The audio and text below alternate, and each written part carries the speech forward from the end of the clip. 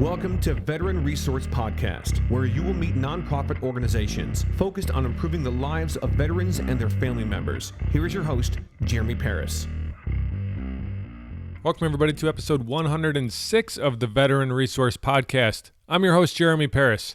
We've got a great Thought Leader Thursday for you today. We've got Jeff Adamec from the Change Your POV podcast.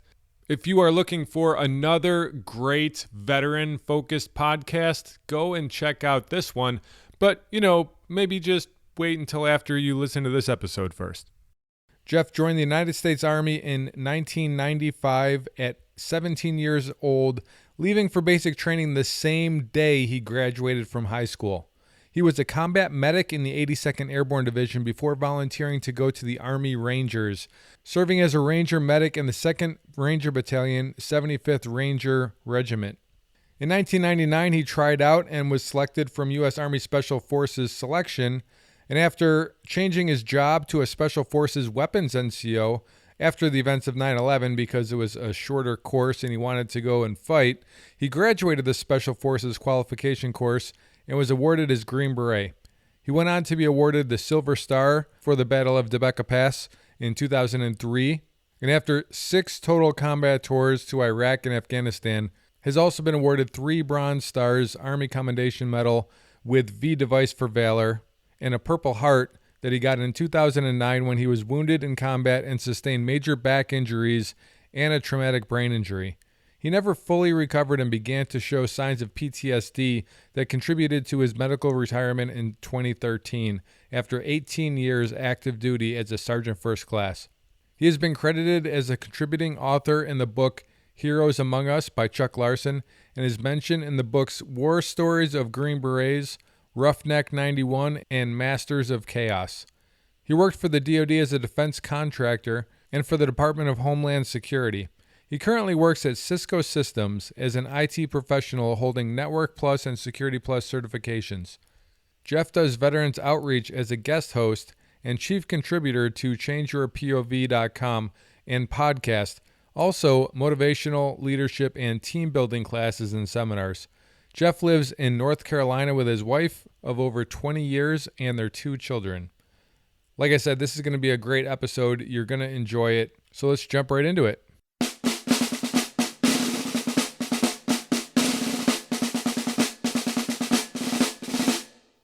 Jeff, welcome to the Veteran Resource Podcast. How you doing tonight? I'm doing fantastic, Jeremy. How are you? I'm doing great. I've been doing a ton of interviews and feel like I'm really getting into it now. This is, I think, the 5th one in the last 24 hours. So I'm ready. I'm ready for this. Wow.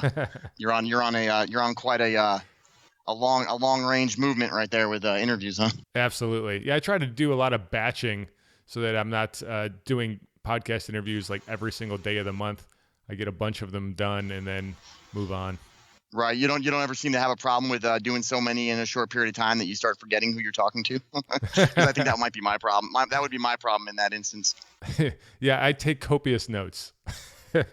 Spoken like a learned person. So, Jeff, for the listeners out there who don't know, you're part of the Change Your POV podcast. I got another podcaster on here, which is awesome. I love talking to podcasters. Why don't you tell us a little bit about yourself first, and then after that, we'll get into some talk about the podcast. Oh, okay. Well, I'm originally from New Jersey. Graduated high school in 1995 and went directly into the military. And when I said I went directly into the military, I actually walked off the graduation field after I graduated from high school, right into the recruiter's car, straight to basic training. Wow. And it wasn't because I was so and motivated to go. It was just because I wanted to be a medic in the military, and they played hardball on whether or not I was going to be a medic. So I played hardball back, and because I got the medic as an MOS and got the airborne school tied into it, I had to give up the entire summer of partying as a new high school graduate, which, in retrospect, I really didn't need that summer. It was better off just to get in there and start doing my thing in the military. So absolutely. I'm sure you got some partying in when you were in the military anyway. Oh yeah. Well, I was in Ranger Battalion, and that kind of comes with the territory. So While I was in the military, I was in the 82nd Airborne Division as a medic for a few years. I wanted to be a Ranger, but it was back when soft skills could not go to Ranger school unless they were in Ranger Battalion. Not a big deal. I volunteered, went to RIP, went to Ranger Battalion, was in 2nd Ranger Battalion in Fort Lewis for a few years after going to Ranger school and reenlisting and come back to Fort Bragg after my wife didn't like Seattle. I got back to Fort Bragg, and after a couple months being back in the 82nd, my wife had informed me that I really needed to go to selection because that's where I wanted to be at.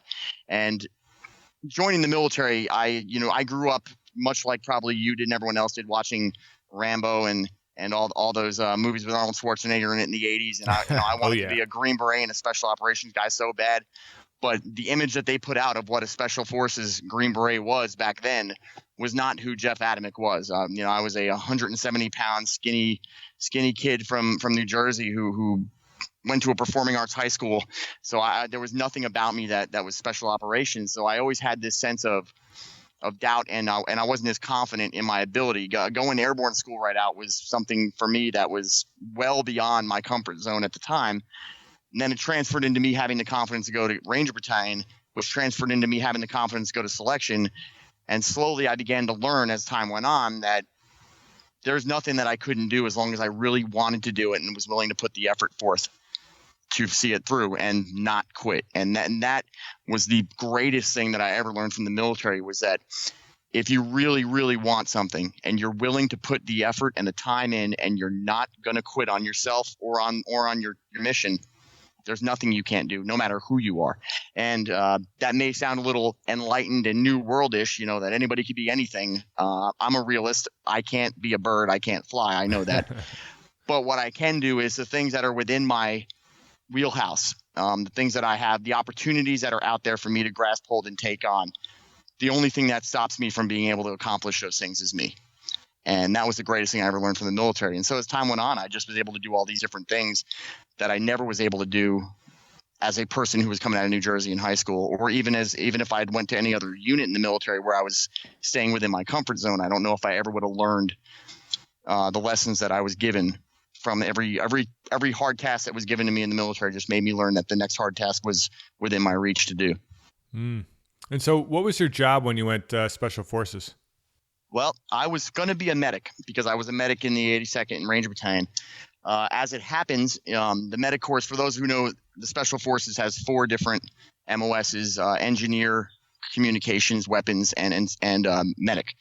The commo, the communications, and the medic are both well over a year to almost 2 years long.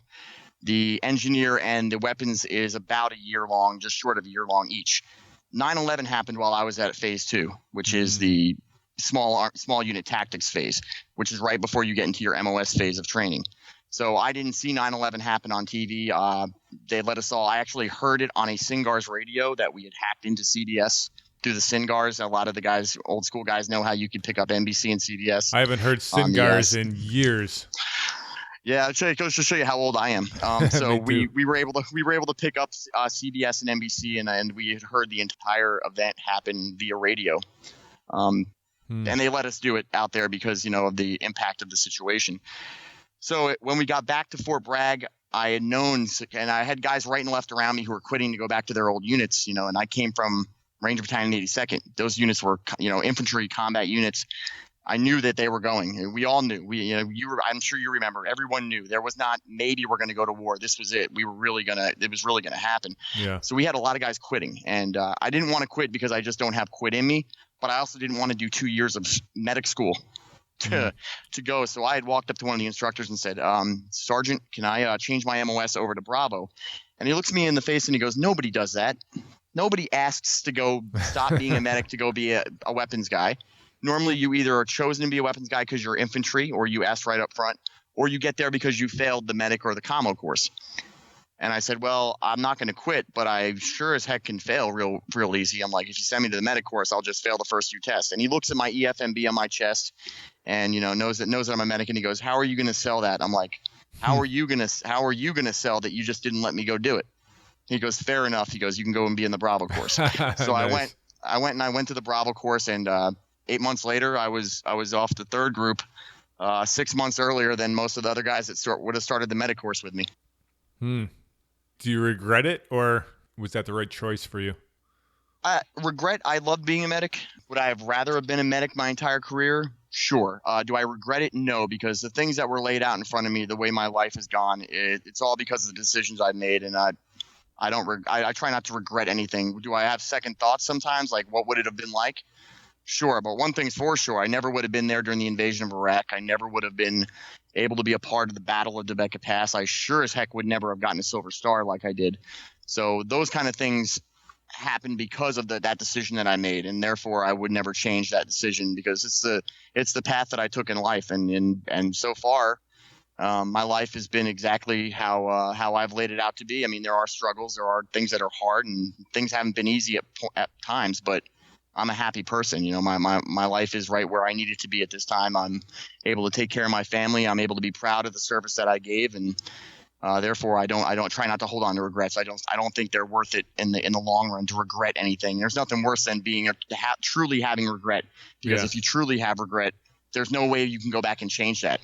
So, yeah, you just got to keep looking forward. Yeah, true story. So you helped in writing a couple of books. Is that correct? I was mentioned in a couple of books. The only book that I actually assisted. Yeah, I mentioned in a couple of books. The only book I actually assisted in writing was Chuck Larson's book, Heroes Among Us. And that book was written by Chuck Larson I want to say he was a senator out of Nebraska. It's been a long time since I've spoken with the gentleman, so I know he was a major in the United States military, and he decided after the first 2 years of war he wanted to kind of recreate that old book, Greatest Generation. He wanted to go out and he wanted to get individual stories from the war, congressional awards and above, and have those guys in their own voice tell their story of what they experienced in their time in and what the military meant to them. So me being the first guy from 3rd Special Forces Group to get the Silver Star in the war in Iraq, one of the first two, I was reached out. Me and the other gentleman that had gotten it were both reached out to. He was participating in some other kind of media event, so it fell into my lap, and it's all my words. It was all done transcribed via verbal interview, kind of like if you were interviewing me right now and turning around and writing down everything I said and then just editing it and putting it in. So as far as sitting down and writing it, I did not do that. But those words that are in that book, in those chapters, are the words of the individual soldiers who were interviewed. And I believe there's 22 or 23 chapters in that book. Each chapter is a different story. Oh, that's great. Very cool. So you, from there, got into doing some motivation and leadership training? Well, after 10 years of nonstop deployments, in 2009, as a dog handler for 3rd Special Forces Group, I was severely injured, blown up, or there was an explosion that ended up injuring my back, giving me a traumatic brain injury. I was no longer able to deploy. I came back, tried to struggle through it. PTSD reared its ugly head, had a grip on me in an acute manner. So I was having the actual, physical telltale signs of PTSD. Thank God I was able to self-identify and seek out help. It didn't help me stay in the military, but it did help me get the help I needed to be able to not become a statistic. Yeah. When I got out of the military, I struggled around for a couple of years trying to find my identity. And once I did find what I wanted to do and how to continue to live my life the way that I had the last 18 years without a uniform on, I realized that there are so many guys out there that are struggling with the same things I was struggling with who end up becoming a statistic. For whatever reason. And I saw many people when I started working in IT and working at Cisco in Raleigh, a lot of the people there would call on me to help mentor and lead some of these young college students to start learning leadership skills and team building skills that they're not getting out there in the world today like we did when we were kids. So I started utilizing that experience that I had and the training that I had and the leadership stuff that I had really focused myself into becoming, and started giving them classes. And it started out just simply with new co-ops or interns at Cisco, sitting them down during their training, giving them a half-hour block of instruction on leadership and team building. And it spread on to being called back to Carolina Career College, where I'd gone for my IT certs, and they had me come in and speak with them. And then they asked me to go to Fort Bragg and speak at different events there while they were trying to tell people when they were getting out. I ended up running into Eddie via the internet somehow, and Dwayne the same way via the internet, and it kind of snowballed into me being called all the time to go out and give speeches and give, small little seminars and classes on leadership and team building, and not just that, but also, finding the person, the inner warrior that you were, well, especially for transitioning, that's finding that inner warrior that you were your entire time in the military, and realizing that person is not gone. That warrior and that I tell people all the time, warrior is not a job title. It's something that you are. It's not something that you do. So you don't have to have a uniform on and a weapon in your hand to be a warrior. It's how you live your life. It's about seeking out things that are outside of your comfort zone and finding challenges and going after those challenges and succeeding and being proud of what you do and finding somebody to inspire and somebody to be the person that you're protecting, whether it's protecting them through, educating them or protecting them through physical protection. It doesn't matter. It's the same idea. You're still bringing value and a benefit to somebody else's life. And that's the way that that's the way I was able to overcome all the transition issues that a lot of veterans have when they get out. That's very cool. Excellent. And that brought you to the podcast? It's a really funny story. I was driving home from Cisco, and this is I've been doing a couple of the seminars, and things were starting to pick up a little bit. They really weren't snowballing yet. And I got a follow request from Eddie Lazary. And I had heard the podcast name before, I listened to a lot of podcasts. I had a really big thing about true crime podcasts. That's my big thing. I love, because I come from a law enforcement family, and I always like, all those reality shows like First 48 and everything. So I was listening to a lot of those. And but I had seen a lot of the veterans podcasts. So I recognized the name of the podcast. He sent me a friend request, and I immediately wrote back to him, and I just shot in the dark. I said, hey man, if you ever like to have me on, I'm the kind of guy that you want on your show. I was just being arrogant and out there.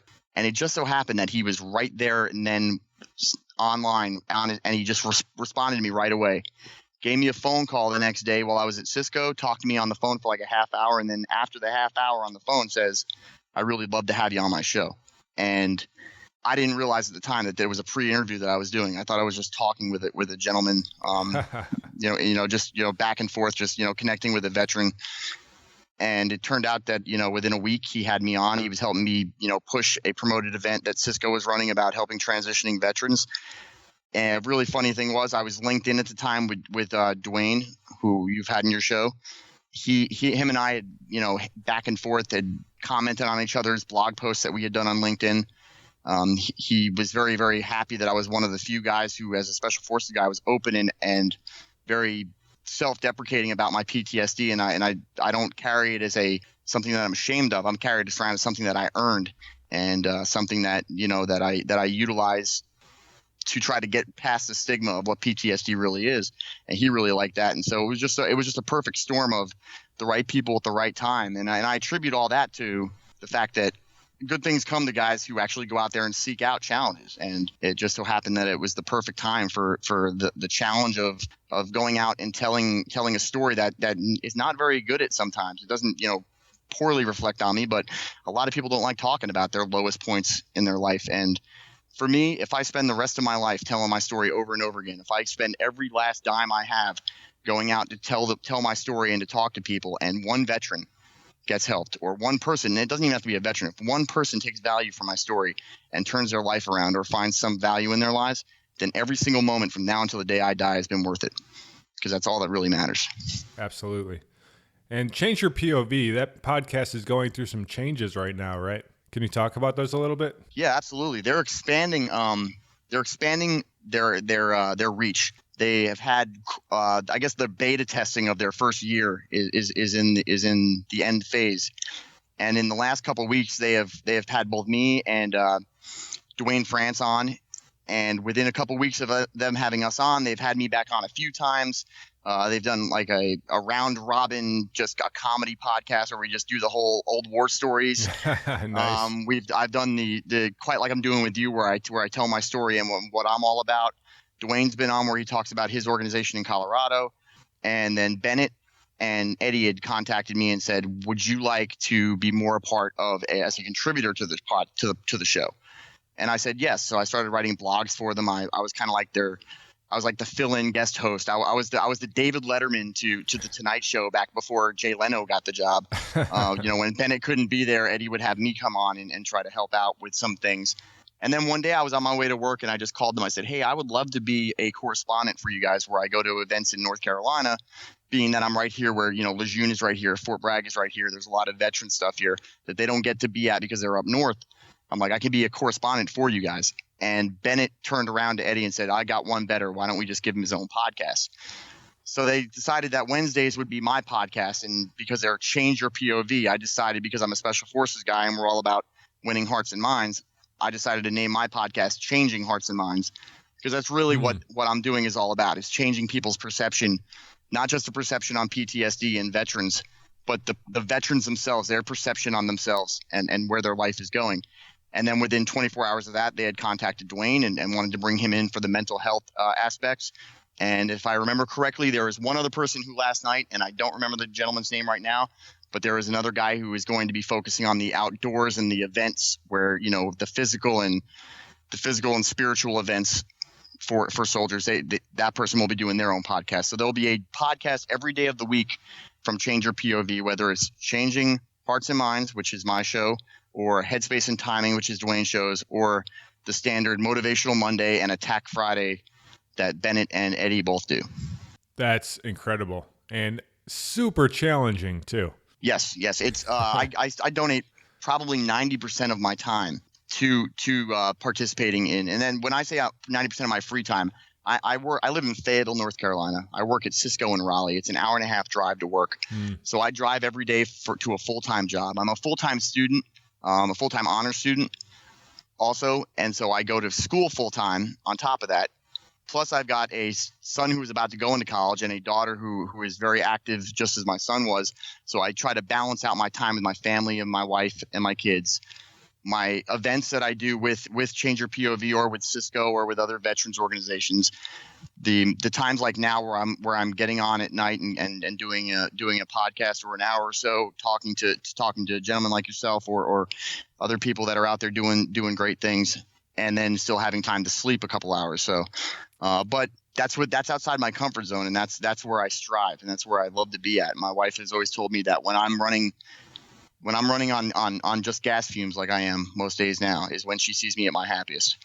And that was part of my epiphany when I finally realized was that I needed to have stuff that was a challenge and a struggle for me to get to, something that was outside of my comfort zone to be able to strive towards, because that's when I was my happiest, is when I was proving to myself what I'm able to do. Absolutely. Now, with your long commute that you have, are you a standard? Do you normally listen to podcasts even before Change Your POV? Yes. I think that podcasts have become my zen. Yeah. Maybe almost my religion. I get it. I'll get up in the morning and because I'm all right. I'm deaf in my left ear. Legally deaf in my left ear. So at night I hear nothing but tinnitus. So I have to have earbuds in with something playing for me to be able to fall asleep. That was where it started. So, I don't want music blasting in my ear because some of the highs and lows of music will end up messing my ears up even worse. So what I found was, like I said, true crime podcasts at first was, I know I have no problem with, and I don't know if you do, but there are certain podcasts out there that I became addicted to as far as true crime podcasts, just really good podcasts that gave great stories. I was listening to them. I would throw in the veteran one here and there. And then it became, I had to listen to, all the comic book podcasts of my favorite comic book movies and stuff that was coming out, and listen to those on the way to work. And then I've got the one that I listen to during lunch while I'm going to the gym, or the one that I'm listening to on the drive home at night, and then I get home and my wife's got to listen to me blabber on about what new movie's coming out with what superhero. And, and she puts up with that, but she takes it like a champ. And, so I've become very, very, I thank God every single day that podcasts began, because, they really are just fantastic. And they're a fantastic way for regular folks like myself to get out there and to address and influence people out in the world. And there's plenty of guys out there, and I'm sure you've seen it and heard about guys who came out of nowhere, did really well with the podcast, and now they're almost household names now. Absolutely. And those are just great stories of success that I love. I love hearing those things, because anybody can succeed if they really want to. And that's a really good example of those kind of people. Yeah. Like John Lee Dumas is a great example, who Army officer, he, putzed around for a little while. And when I say putzed around, I mean, tried to become a lawyer, things like that. Right. And right. Then, when he finally decided that, hey, I want to be a podcaster, this is what I want to do, he went and found his mentors that walked him through, here's how we're going to do it. And once he started, he has blown up, and he's got a 7-figure income now from what his foundation was with the Entrepreneur on Fire podcast. Right. Yes. And those stories are fantastic, because there's plenty of opportunities out there for people to look at someone who is financially stable, doing what they love, and to judge them for being, out of touch with where they started at. But then there's stories like his, where you really do look at him and he really is all about helping people, and seeing somebody like that be able to be successful financially because what I tell people all the time is, if guys like Eddie and Bennett are able to do what they're doing on their own dime with limited time, because they have full-time jobs, can you imagine the impact they would have on people's lives if that was their job 24 hours a day? Exactly. And so I am all about guys becoming successful at doing this, especially if they're doing it for the right reasons. And not that the people who do it for entertainment purposes aren't doing it for the right reasons, because we need those guys also. Yeah. Because nobody wants to sit around and listen to educational podcasts and even know the happy ending stories, but no one wants to hear about the 22 veterans a day committing suicide 7 days a week. I mean, that's enough to just drive you into the ground. So having those other podcasts that actually, bring back a little bit of that brotherhood and that joy that we all had when we were in the military. And that's the focus of that. Was one of the things I told them I wanted to do with my podcast, was I wanted to not just be bringing light to organizations and veterans who were doing different things for people, but I also wanted to be able to have guys feel like they're sitting around a team room or sitting around the platoon and just having a conversation and telling those stories of, here, hold my beer, watch this kind of stories, and all those things that they miss out of the military that they think are gone forever. They're not. All we need is a smartphone, earbuds, and an account to be able to free download any of these podcasts, and we're right back there. We're right back there with our brothers and sisters sitting around, and it really does reach out and touch people, and it's amazing what this entire industry is able to do for people on an emotional and a recovery basis. Yeah, absolutely. And the people who are listening too, a lot of times they will turn into friends, like peer groups and different things like that. People will meet up in person as, like, oh yeah, we all listen to the same podcast, and it'll turn into a peer relationship, which is pretty cool. Yes, yeah, it is. It's very at risk of sounding nerdy, it's a very neat industry. Absolutely. Where do you see Change Your POV going from here? Well, I am not as humble as the gentleman that I work with and for, as I say. I am, I didn't get to where I was at in the military or where I'm at in the civilian world as a person with no IT experience to being a systems administrator at Cisco by being bashful or by not setting my standards high. I think of stories like Dumas and gentlemen like that, and I look at them as like the litmus test and the base of where we can go with this. And if it's up to me, I'm going to assist these guys and push them to be the most influential, group of men as far as helping transitioning vets and veterans, and we have a microcosm in the podcast world. Podcasts like yours and Change Your POV and the Team Room and Cigars and Sea Stories, and they have an ability to really take something that is so small and only veteran based and expand it out to being its entire own culture. Yeah. And that's where I want to take it. I want to get everybody. I tell people all the time, just jump into the bed of my truck and just come with me for the ride. Cause I set my standards high, and, I may fall short, but I'll never quit. So it's, as long as you're willing to jump on that with me, I'm going to take you as far as I can get you. And I think they've surrounded themselves with the right people. There's not a person in that group that I wouldn't trust, my life and my family's lives around. These are great guys. And the short time I've known them, they've become such good friends of mine that I really do consider them, in the top 10 of my, my contacts list. And these are friends of mine. These are guys I go to when I need advice. Guys like Bennett, that guy has a heart of gold. I mean, really just a massive heart of gold. And a lot of people don't, when you hear his gruff voice on there, you think, here's a gruff Marine, he's patting with a Marine Corps hat on, but he's really not. This man he's a giant teddy bear who would give you the shirt off his back if it was freezing cold and he didn't have another shirt to put on, he'd still give it to you. And that's what I love about these guys. And so he's got a pretty beard too. He does. He's not as beautiful as mine or as Michael Penny's over at Cigars and Sea Stories, but we're working on it for him. We're trying to get him into that the bearded one. Nice. But these guys, well, I would do anything for these guys, and because they'll do anything for these veterans. So I mean, they really got my full support, as well do all the people that have come before me. I'm new to this industry. You guys are all my inspirations and my peers, my peer leaders, if you will. So you guys are all going to benefit from my drive and my refusal to quit. Yeah. Well, one of the things that I got early on was when I was talking to other podcasters, because I was in a lot of different podcasting groups, including John Lee Dumas's with Podcasters Paradise. And what I saw was a lot of podcasters were afraid to, I guess, give shouts out to other podcasters or even have other podcasters on their show, because they were saying, well, you're gonna send people to their show and then you're gonna lose them as your listeners. Why do you want them to be somebody else's listeners? But in the veteran space, I've never once felt that way. Like, everybody in the veteran space, when it comes to podcasts, is glad to tell people about other veteran podcasts that are out there.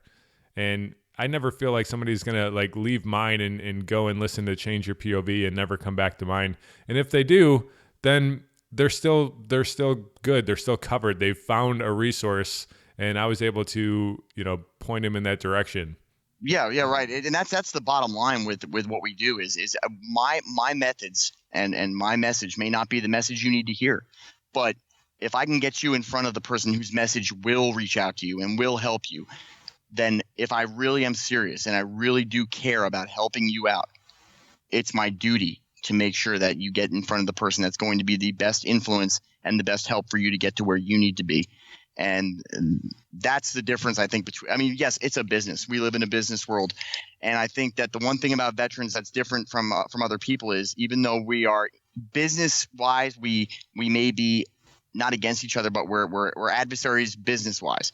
But if we look past that, good things happen to people who are willing to sacrifice and do things for other people. And I totally 100% wholly believe that there is such a thing as karma, and it does come back around. And as long as we all got each other's backs, it goes back to what we learned in the military. We were there for each other. We may have all been on different teams in the military, but we're all Americans, and it's the same thing. We're on different teams as far as podcasts are concerned, but our drive and our mission is all the same. It's to help those guys that need the help, not to give them a hand out, but to give them a hand up and help them get to where they want, where they're going to be successful and where they're living their life, to the fullest, because they deserve that.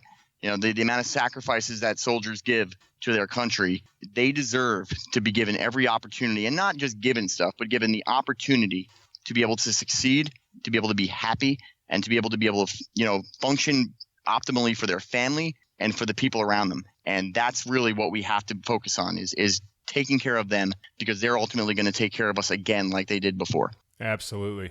Are there any guests out there that are like the number one guest? Like, if I could land anybody, it would be so-and-so. Is there anybody that fits that mold for you? Yes. Now I joke around with Dwayne. Dwayne wants me and him to have this Gary Sinise thing where he wants to see which one of us can get Gary Sinise, get Lieutenant Dan on our podcast first. And I'm all about that for Dwayne's sake, to help him fight that. But I have a little bit of a man crush on this man named Denzel Washington. And nice. He has been somebody that, coming from a background where I went to acting, I did a lot of acting in high school and went to performing arts high school. I've always had a lot of admiration for Denzel Washington, and as people in the veteran transition and veteran advocacy community, we all have heard the stories about Denzel Washington and what he does as far as advocacy for veterans. And if anyone has seen the movie Fences, they can see that movie may be a social movie about the social struggles of African Americans, but it's also about PTSD, and it's also about the struggles of a person who is struggling to be a good person when they don't feel like they deserve to have good things happen to them. And I totally attribute that to his functioning and his drive to help veterans out. And some of the stories, like him paying for, who knows if it's a real story or not, but I love it, was when he wrote the blank check to help build another Fisher House.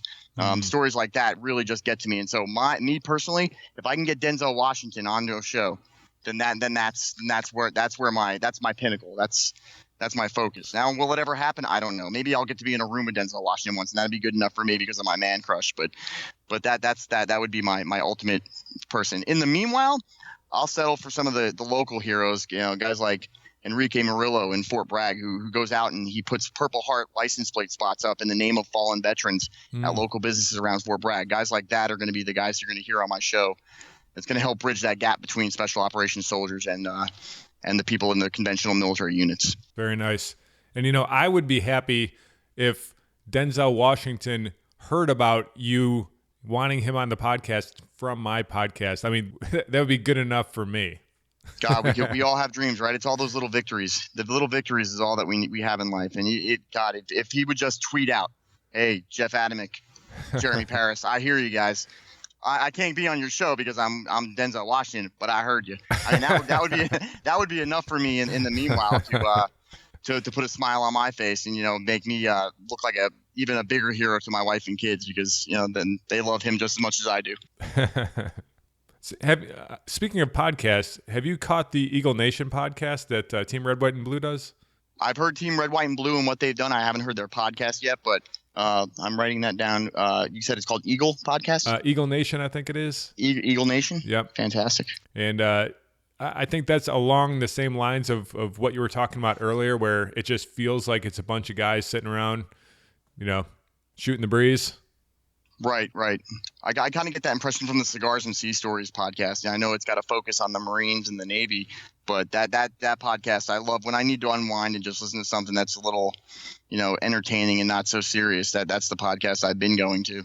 Yeah, that one is great too. I was guest host for all of the February episodes. Oh, nice. Well, congratulations. Awesome.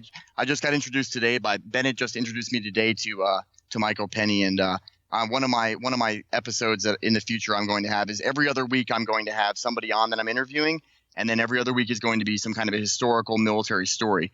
And Michael Penny is really big into weapons. He's a gun nut like myself. Oh, yeah. So I'm going to try really hard to have him come on, and I'm going to do a Dr. Browning versus Kalashnikov, the two greatest mechanical engineers who made weapons, and the AK-47 and the 1911 and the M2HB and how those weapon systems were so perfect. And to this day, that's going to be my first historical podcast that I do, and I really want to get Michael on to do that episode with me because of how much he enjoys talking about guns. Oh yeah, he'll need a cigarette after that episode. That's true story. Well, Jeff, thank you so much for coming on the podcast and talking about the Change Your POV podcast. I'm very much looking forward to all of the changes and the new additions to that, especially yours. Oh, thank you. I appreciate that. I hope to not let you guys down and to believe me, I have very thick skin, so you guys are more than welcome out there to not bash me unnecessarily, but tell me where I'm going wrong and where I can improve. Don't feel free to hit me up on social media and on the Change Your POV website, and let me know what you guys want and what's gonna be the stuff that you guys are looking for, because ultimately it's all for the people out there, and so they got to tell me what they want, because otherwise I'm going to give them what I think they need. So for the listener out there who wants to connect with you and wants to tell you what it is they want, what is the best way for them to get in contact? ChangeYourPOV.com. You go on there and you look under the Changing Hearts and Minds podcast page. On that podcast page will link to you to my Twitter, my Facebook, and I'm also on LinkedIn. You can find all those links right there on that website. And I'm also sure that I'll hand those off to you, and you probably can put them on your site for people to link in with me also, or connect with me. And feel free to connect with me. I follow everyone back that follows me.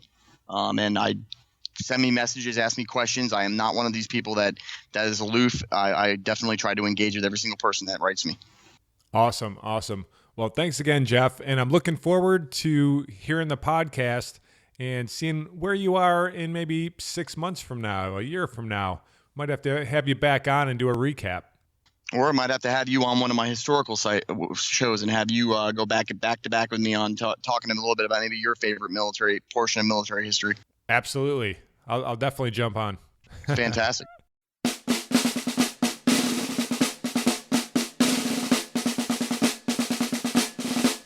Thank you so much for listening to the episode.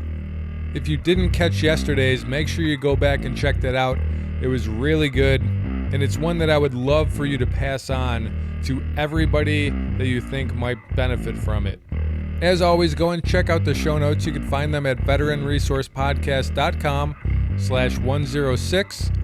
And you can find all the information about Jeff and information on how to get in contact with him and check out the podcast. And if you haven't had a chance to become a patron yet, you can always help out this podcast and help more people to find out about it by going and checking out my Patreon page, patreon.com/Jeremy Paris. If you don't like any of the rewards, let me know. Shoot me a tweet at ParisJ13. I would love to know what you think is a good reward for helping out with supporting the podcast. That is all I have for you this week. I will see you next week for episode 107.